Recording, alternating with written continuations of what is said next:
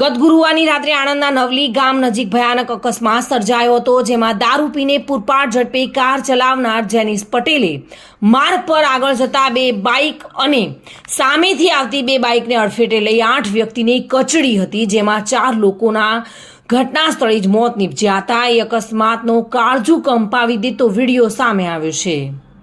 અકસ્માતના સામે આવેલા વિડીયોમાં 4 લોકો રોડ પર પડેલા દેખાય છે, જેમાં એકનું ઘટના સ્થળે મોત હતું અને અન્ય 3 રોડ પર તડપી રહ્યા હોય એવા દ્રશ્યો દેખાયા હતા।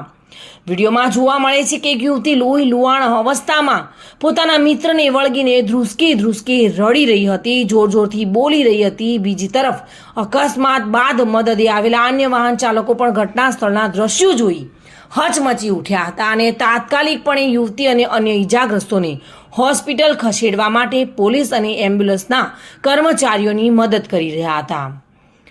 અકસ્માત બાદ ચાલક પોતાની કાર ઘટના સ્થળે મૂકીને ભાગી ગયો હતો। જોકે પોલીસે ગણતરીના કલાકોમાં અકસ્માત સર્જનાર કાર ચાલક જેનિસ હુગીસ પટેલની અટકાયત કરી હતી। તે વખતે જેનિસ દારૂ પીધેલી હાલતમાં હોવાનું પ્રાથમિક દ્રષ્ટિએ જણાઈ આવ્યું હતું।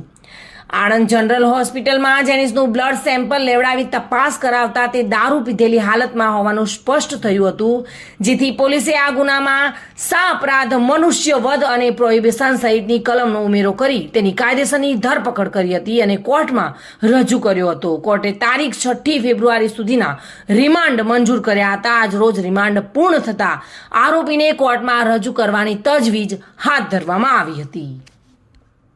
Reena Parmar, today news, Gujarati.